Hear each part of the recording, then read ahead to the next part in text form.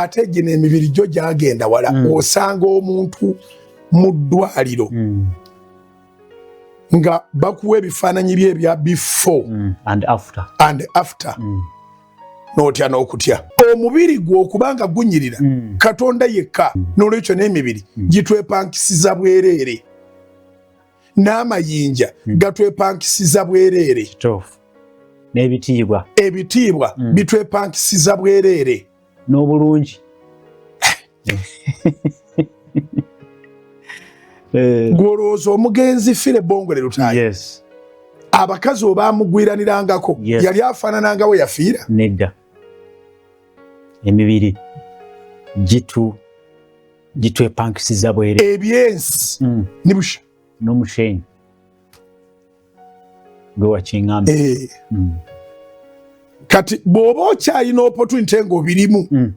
olina omubiri gunyirira olabika bulungi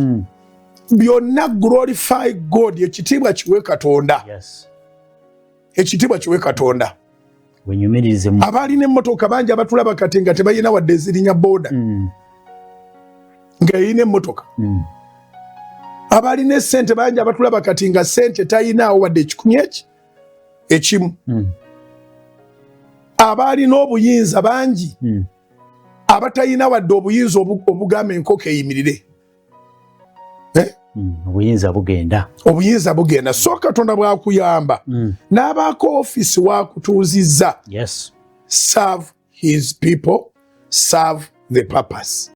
Download the Salt Media app from the Google Play Store and the Apple App Store.